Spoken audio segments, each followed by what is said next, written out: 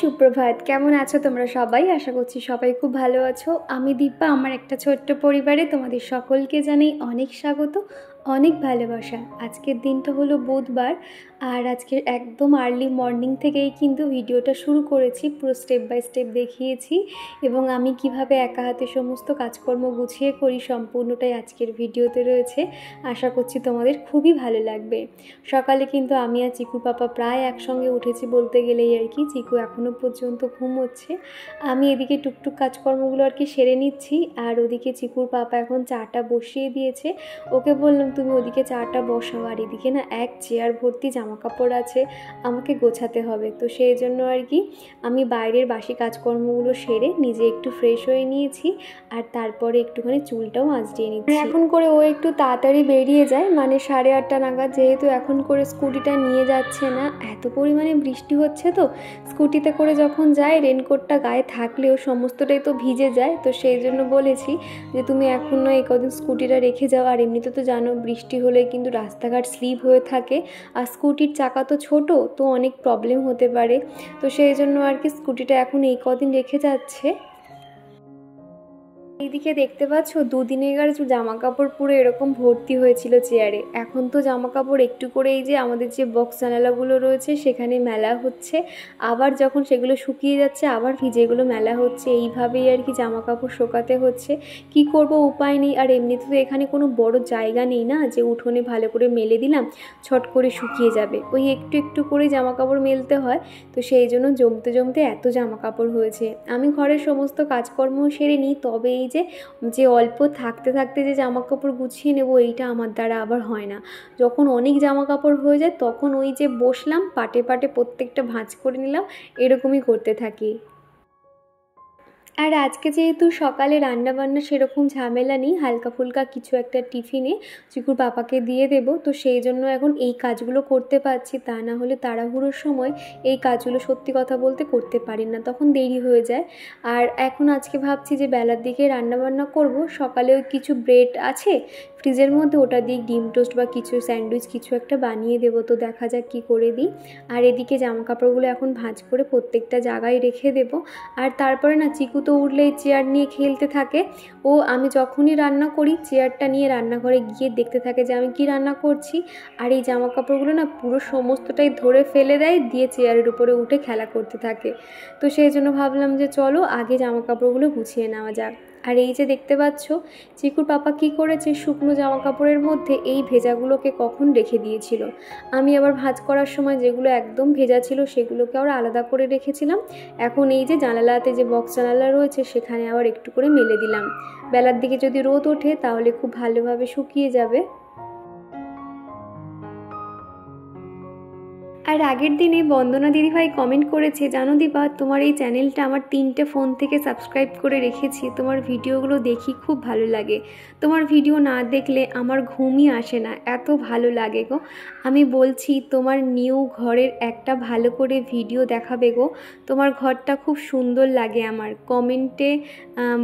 কমেন্টে বড় বলে স্কিপ করে যেন যেও না। না গো, তোমরা যত বড়ই আমাকে কমেন্ট দেখো না কেন, আমি কিন্তু তোমাদের প্রত্যেকের কমেন্ট পড়ি এবং ভিডিওর মাধ্যমে রিপ্লাই করি। তো যাই হোক দিদিভাই, তোমার কমেন্টটা পেয়ে ভীষণ ভালো লাগলো।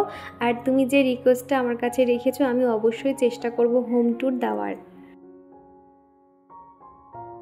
থেকে জামা কাপড় তো গুছিয়ে নিয়েছি, আর এখন এই যে চিকুর পাপার যে জামা কাপড়গুলো দেখতে পাচ্ছ এই জায়গাটাতে আর কি যে শোকেস যে আলমারিটা রয়েছে এখানে সমস্তটাই ওর জামা কাপড় রাখি। এক সাইডে অফিসের জামা কাপড় আর নর্মাল আর কি বাড়িতে ব্যবহার করার জন্য সেগুলো সামনের দিকে রাখি। এই জায়গাটা কিন্তু ওই বেশিরভাগ হাত দিয়ে জামা নেয় আবার রেখে দেয়, সেই জন্য দেখো এতটা অগোছালো হয়ে গেছে। কোনটা কার ঘাড়ের উপর চাপিয়ে দিয়েছে সেগুলো আমি আবার ঠিকঠাক করে গুছিয়ে নিলাম। তারপর আজকেকার জামা কাপড়গুলো আবার প্রত্যেকটা যেখানে যেটা থাকে জায়গায় রেখে দিচ্ছি। ছেলেরা কি আর আমাদের মতন যেরকম আমরা মেয়েরা প্রত্যেকটা ধরে ধরে কাজ করি এবং গুছিয়ে রাখি কোনটা কোথায় থাকে না থাকে, ছেলেরা তো অত কিছু দেখে না, যেটা যেখানে মনে হলো রেখে দিল।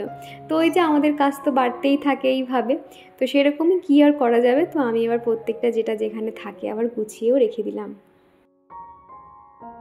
সন্তোষ মণ্ডল আইডি থেকে এক বোনু আমাকে কমেন্ট করেছে, দিদি ভাই তুমি চিকুকে কি শ্যাম্পু মাখাও একটু বলবে। চিকুকে সেই ছোট থেকে একটা শ্যাম্পুই এখনও পর্যন্ত মাখাই, সেটা হলো জনসনের যে শ্যাম্পুগুলো হয়, দেখবে ইয়েলো কালার একটা যে বোতলের মধ্যে থাকে, ওইটাই আর কি চিকুকে সবসময় মাখিয়ে আসছি, কোনো রকম প্রবলেম হয় না। তবে ভাবছি ওর শ্যাম্পুটা চেঞ্জ করবো। হিমালয়ের কিন্তু শ্যাম্পু পাওয়া যায়, হিমালয় কিন্তু খুব একটা বেশি ব্যবহার না হলেও হিমালয়ের একটা মানে বডি ক্রিম মাখানো হতো চিকুকে ছোটোবেলায়, আর সাথে একটা পাউডারও মাখাতাম। ভাবছি এবার একটা শ্যাম্পুর বড় ফাইল ব্যবহার করে দেখবো কেমন হয়। আর তারপরে দেখলাম আমাদের চিকুও ঘুম থেকে উঠে পড়েছে। তো এদিকে আমি বালিশগুলো চেয়ারের উপর রেখে দিয়েছি আর মশারিটাও খুলে নিয়েছি। মশারিটা আমি বিছানাতে রাখি না, আরেকটা রুমে ওই যে টেবিল মতন করা আছে ওখানে ছোট্ট করে ভাঁজ করে রেখে একটা ঢাকা দিয়ে দিই, তাহলে দেখতে অতটা খারাপও লাগে না।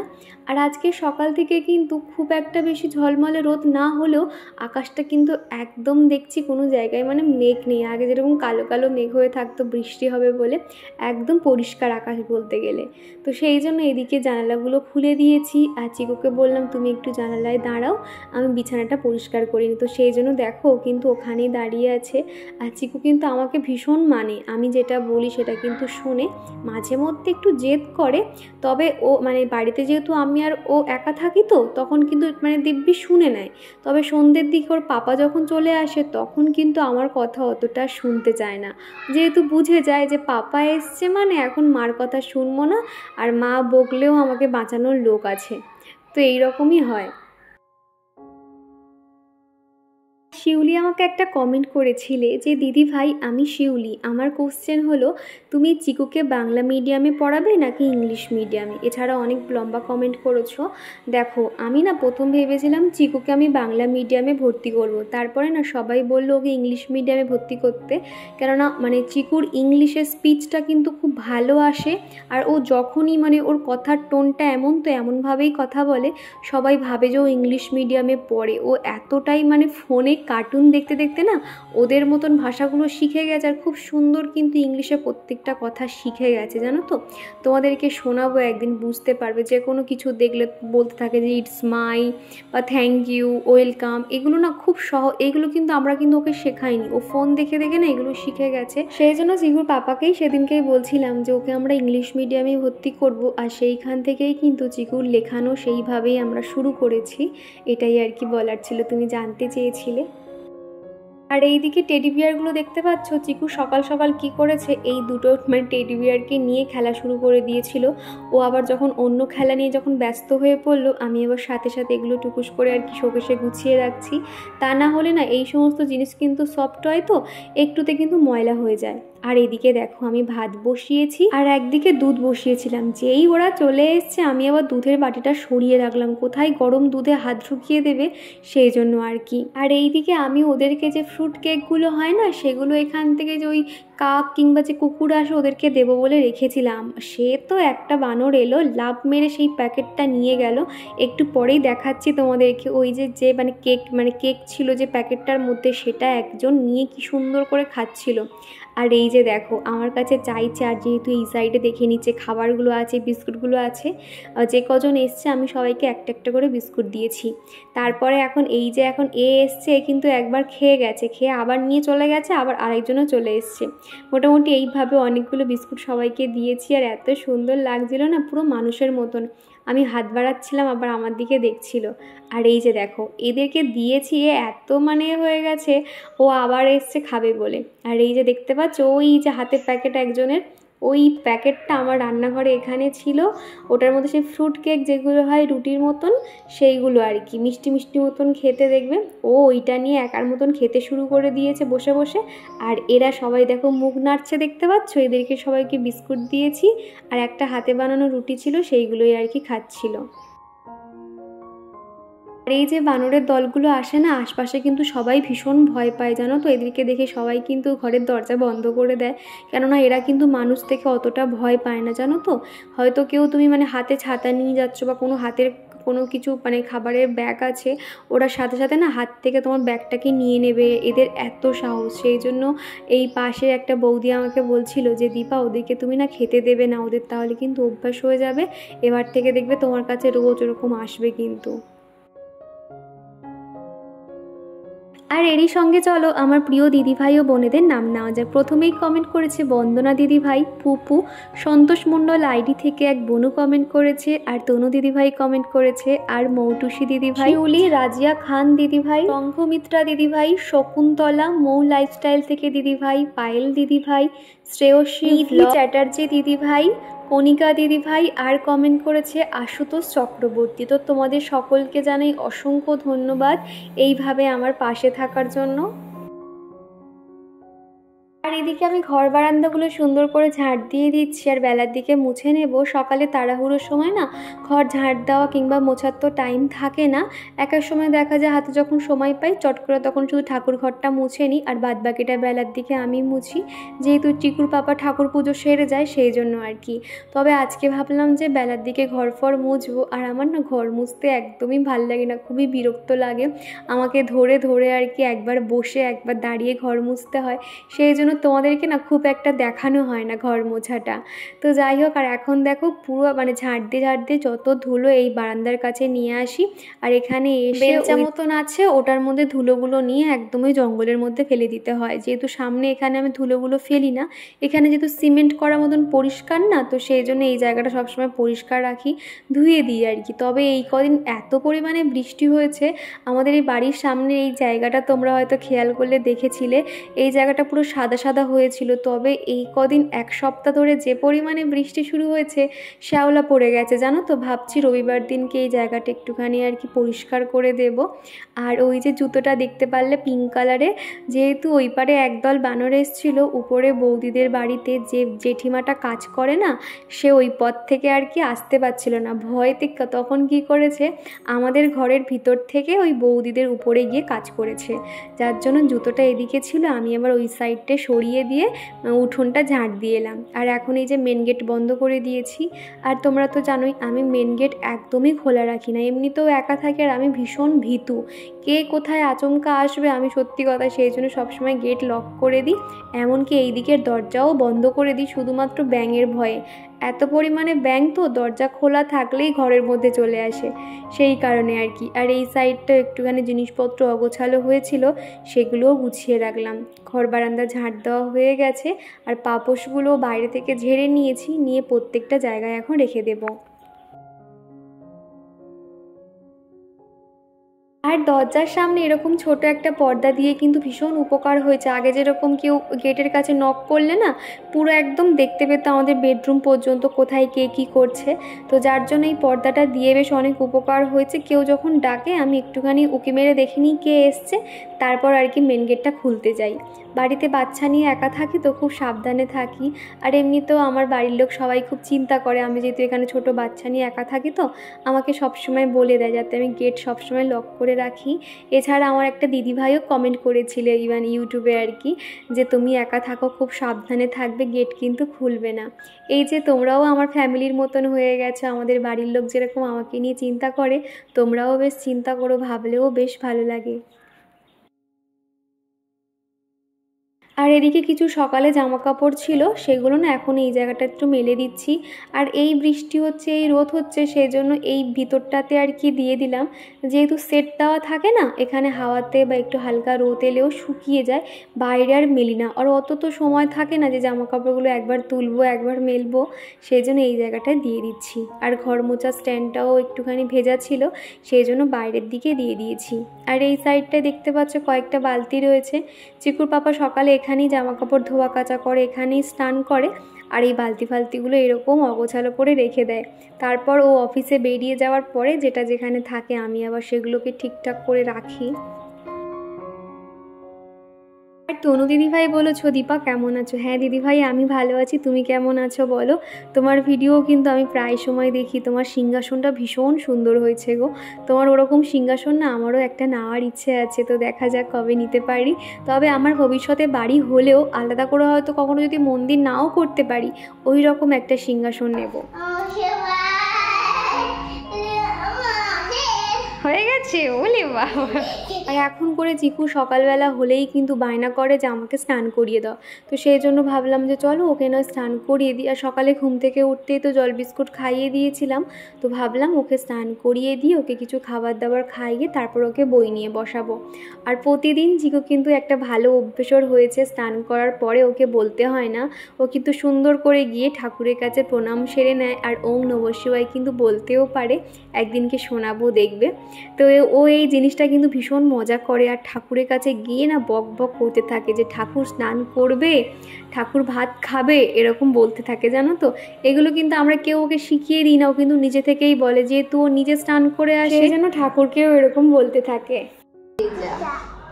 আর কণিকা দিদিভাই বলেছো খুব ভালো লাগলো তোমার ভিডিও, আর আমার সবসময় তোমার ভিডিও খুব ভালো লাগে গো দীপা। তো থ্যাংক ইউ দিদিভাই, এইভাবে পাশে থেকো। আর প্রতিদিন তো তোমার কমেন্ট পাই, যেটা আমার ভীষণ ভালো লাগে, যে তুমি একদিনও ভুলে যাও না কমেন্ট করতে। আর চিকুর কিন্তু ভীষণ ভয় যে চোখের মধ্যে পাউডার ঢুকে গেলে, সেই জন্য যখনই ওকে আমি এরকম পাউডার দিই ও কিন্তু চোখগুলো বন্ধ করে রাখে, খোলেই না। ঝটপট নিয়ে আসো।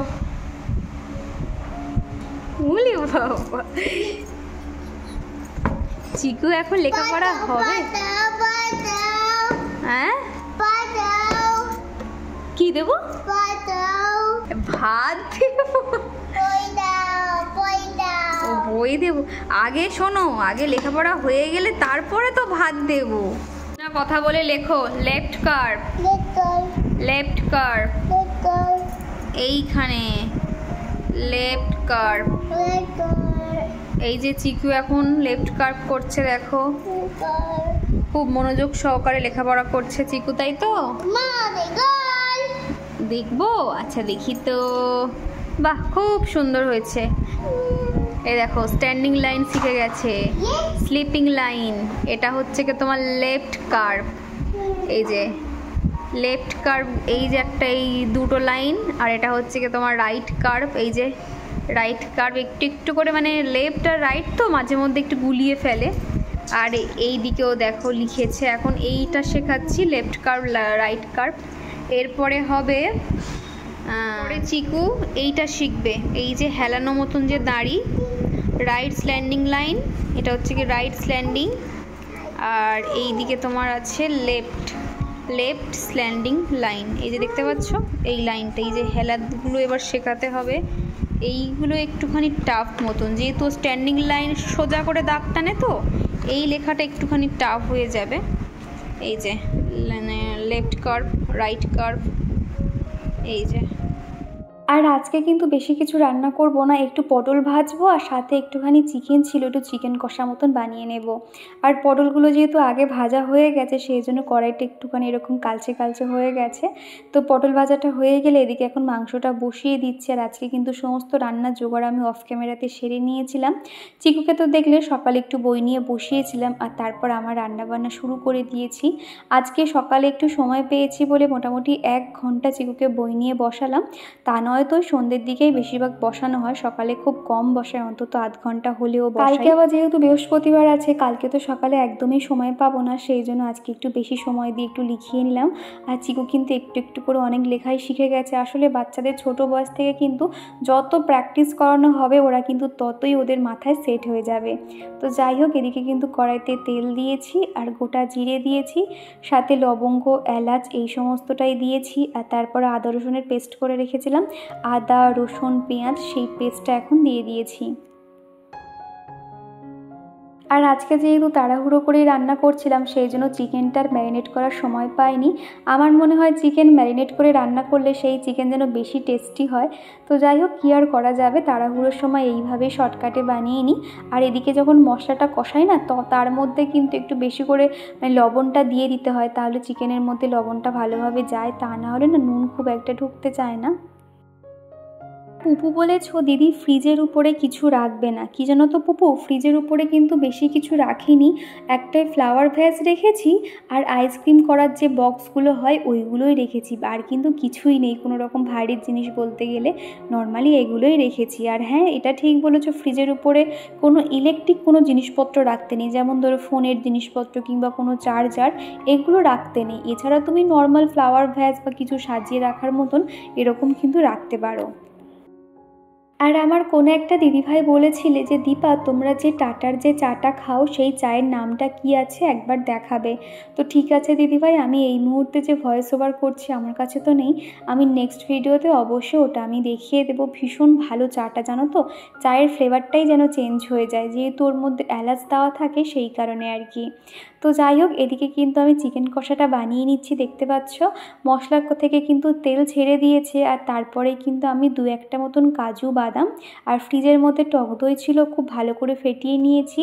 এইভাবে দিলে কি হয়, দইটা না ভালো মানে যেরকম ফেটে ফেটে যায় না, আর ডাইরেক্ট দিয়ে দিলে কি হয় ওই তরকারির মধ্যে ফেটে ফেটে যায়, যেটা কিন্তু দেখতে ভালো লাগে না আর খেতেও কিন্তু অত ভালো লাগে না। তো চলো খাওয়া দাওয়া শেষ করে কথা বলছি। এই যে চিকুকে ঘুম পাড়িয়ে দিয়েছি, ও যেহেতু অনেকটা সকালে উঠেছে তো ঘুম পেয়ে গেছিলো, তো দেখো ওদিকে ঘুমিয়ে পড়েছে। আমি আর ঘুমাবো না, আজকে আর খানিকক্ষণ শুয়ে রয়েছে, একটু পরেই ভিডিওটা আপলোড করবো, আজকেকার ভিডিওটা তোমরা দেখতে পারবে। আর আজকে কিন্তু অতটাও বৃষ্টি হচ্ছে না, দুদিন যে পরিমাণে বৃষ্টি হতো, জল কাদা প্যাচপ্যাচানি, একদম ভালো লাগতো না। ভাবলাম কালকে বৃহস্পতিবার আছে, আজকে একটু বিকেলে নয় বার হব, তাহলে আমি বেছে একটু ফুলও আনতে পারবো, সাথে সবজি। তবে না মানে আর ইচ্ছে করছে না, ভাবি যে আবার বিকেলে বার হব। আর মানে সব থেকে বড় কথা, যদি চিকুকে দেখার কেউ থাকতো তো ওকে একজনের কাছে রেখে আমি ছুটে যেতাম আর আসতাম, অত সময় লাগবে। কিন্তু একটা বাচ্চাকে নিয়ে যেতে গেলে কী হয় জানো তো, তাকে রেডি করানো, মানে আবার সব দিকে গেট ফেট বন্ধ করা, সাথে একটা জলের বোতল নেওয়া, সব মিলিয়ে না মানে অনেকটাই আর কি সময়ের ব্যাপার, ওখানেই লেগে যেত। আর বাচ্চা মানে তো জানো, ওখানে গিয়ে ধর একটা কিছু দেখলো জেদ করবে, ঝুট ঝামেলা, বাবা মানে ভাবলেই যেন মনে হয় যে না বাবা কোনো দরকার নেই। তার থেকে চিকু বাবাকে সন্ধ্যেবেলা বলে দেবো কী কী আনতে হবে না হবে, এই আর কি। আর একটু ফুচকা খেতেও ইচ্ছে করছিল, যে ভাবলাম যে ওখানে গেলে তাও একটু ফুচকা খেতে পারবো। তো চলো, কী আর করা যাবে, বাড়িতে সন্ধ্যেবেলা কিছু একটা বানিয়ে নেব। তো চলো।